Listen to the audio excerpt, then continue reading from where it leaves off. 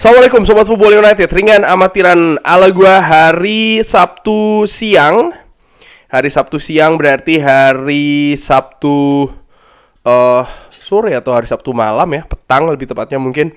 Di Indonesia, Manchester United akan kembali menjalani Premier League dalam usahanya tetap ya memburu tiket ke Eropa, utamanya Liga Champions musim depan, di mana saat ini posisinya memang harus 4 besar supaya bisa mendapatkan tiket tersebut, walaupun ada kemungkinan bisa jadi peringkat kelima, melihat bagaimana ada format kompetisi yang berbeda dari Europa Champions League. Walaupun demikian, Manchester United masih berada di peringkat ke-6, masih memiliki gap dengan peringkat kelima, masih punya gap juga dengan peringkat keempat. Manchester United sedang dalam tren yang tidak bagus ya, karena ya kalah menghadapi Fulham, kalah menghadapi Manchester City. Ini sedang dalam tren yang negatif. Walaupun sebelumnya di tahun 2024 Manchester United ini sempat menorehkan hasil yang sangat positif, terutama di bulan Januari kemarin.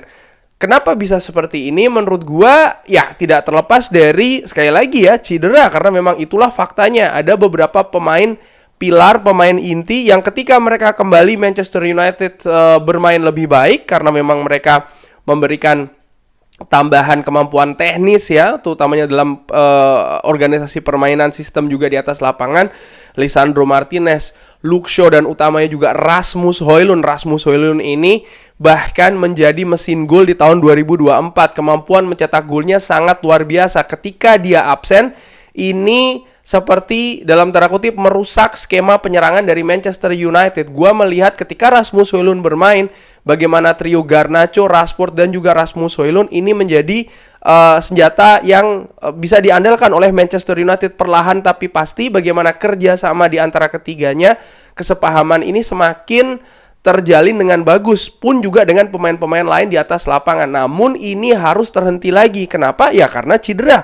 Ketika ada pemain baru yang masuk, itu merubah banyak skema. Ternyata kita lihat ketika menghadapi Fulham, Omari Forson yang masuk, Rashford ditempatkan di depan, Omari Forson di kanan. Ini membuat sistemnya tidak jalan. Lalu ketika menghadapi Manchester City, ada skema lain lagi yang diterapkan oleh Erik ten Hag.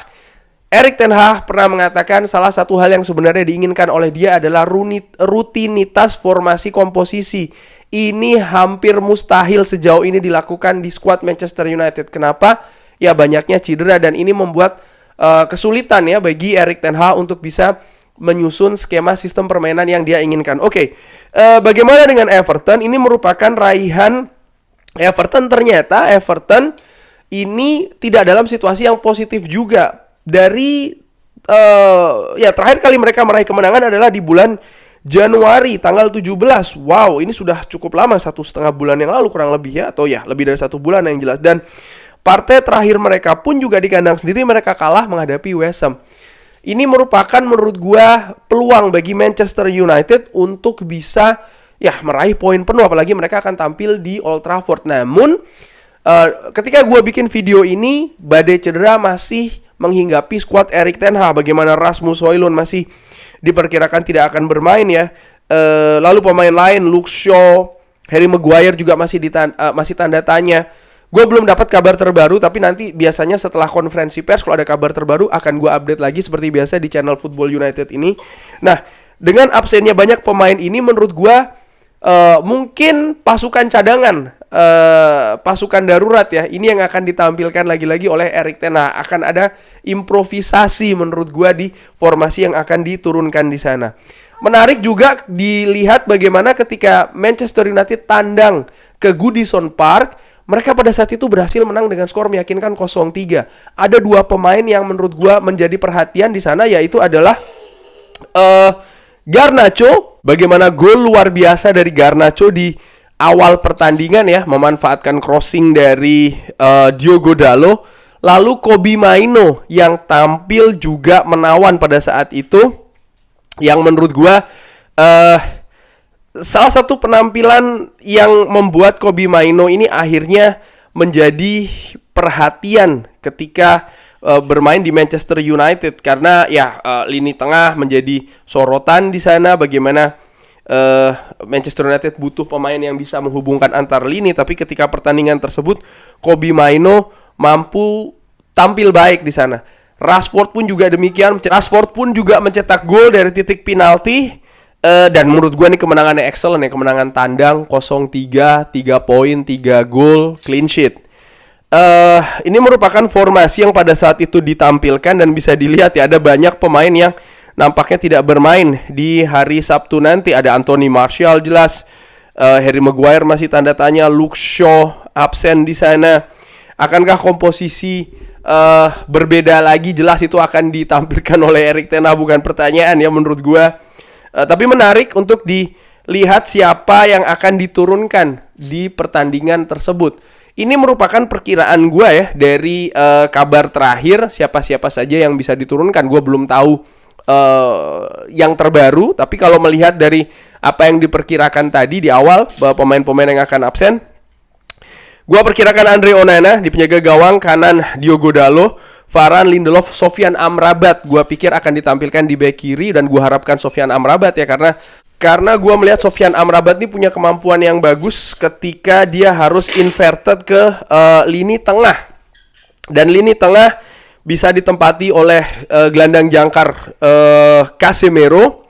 Lalu untuk gelandang serang menurut gue tidak punya banyak pilihan di sana.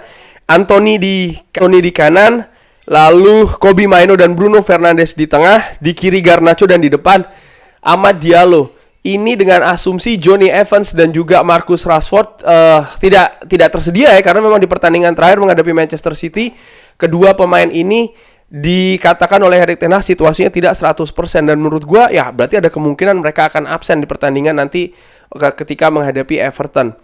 Pertandingan menghadapi Everton menurut gue partai yang sangat penting bagi Manchester United untuk bisa meraih kemenangan.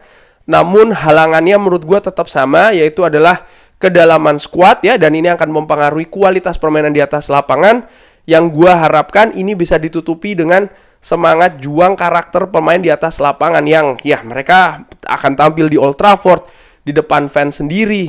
Jadi tidak ada alasan mereka untuk tampil ogah-ogahan, malas-malasan, katakanlah demikian. Mereka terus harus aktif bergerak. Mereka harus tampil lebih baik daripada ketika menghadapi Fulham.